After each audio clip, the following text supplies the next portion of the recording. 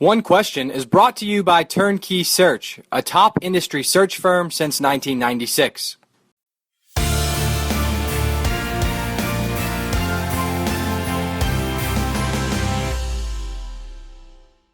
One more on the competitive front. Is the Big Ten or the SEC better positioned long term for league-wide success on the field? I would think they're both in excellent shape. It's hard to sit there and say one or the other. I feel like the Big Ten in the last 5 years has helped itself exponentially because basically it's gotten Ohio State right. They got the right coach in there, and Michigan, early results seem to say that they have the right coach there too. They certainly have the right coach to draw attention. So I think both of those cable networks, the Big Ten network right now, every day that passes, Jim Delaney looks smarter for doing that.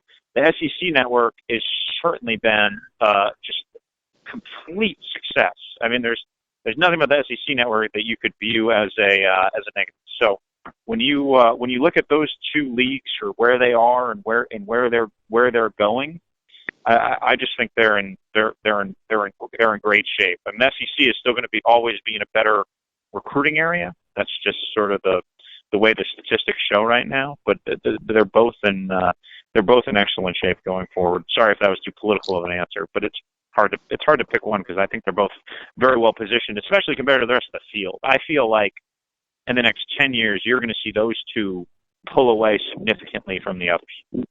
Yeah, I think there's a pretty decent opinion of leadership out there that thinks we could see the big two, the next three, and then the group of five, and we'll see if that comes to fruition.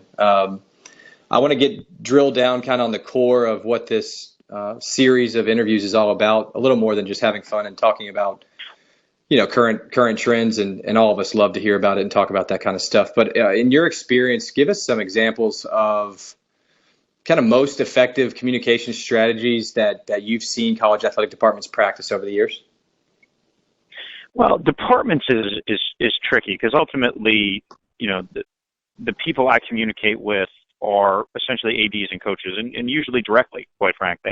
There are certainly very good sports information directors, and there's guys and girls that I have great relationships with, but ultimately, and I know a large portion of your readership are athletic directors, and I would say the ADs that I have the best relationships with are people I communicate with all the time. Like if I ever call an AD and they have the PR person call me back,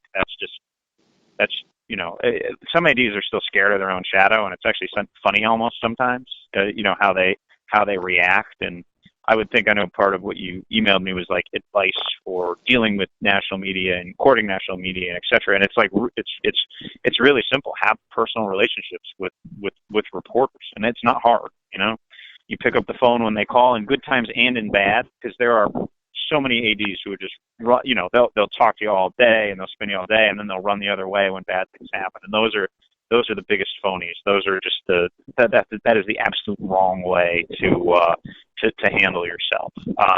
And the best way is to keep a dialogue. Most of the sharp young ADs who I deal with and talk with on a consistent basis are, on Twitter. They're reading what's going on. They're, giving you feedback, good, bad. Certainly we don't all sit there and need to be praised, but they read stuff and they start conversations about it. Hey, what did you think of, Pat Forty's column today? I thought that was really interesting. And, they're just consistently engaged, and you can tell that they're locked in on issues, and they can call and give you opinions on issues even if they don't want to be quoted on them. So I would think that, it's pretty simple. The best way or ongoing conversations, quick calls to check in, text messages, direct messages, and for some, and just kind of ways to chat. If you sit and hide when things are good, they're not going to be covered as well, and when things are bad, they're going to be covered worse. So, interesting. Yeah.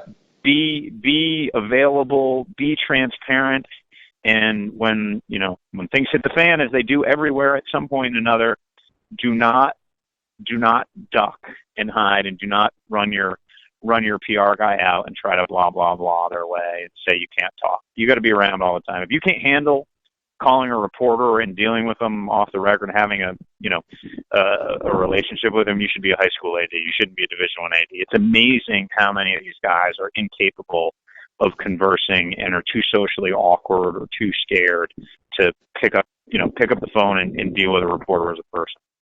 And that's today's One Question, brought to you by Turnkey Search, a top industry search firm since 1996. One Question is designed to give D1 Ticker subscribers valuable insights on how executive leaders in college athletics think about key issues on their respective campuses, in their departments, or within their leagues and conferences. One Question is brought to you by Turnkey Search, a top industry search firm since 1996.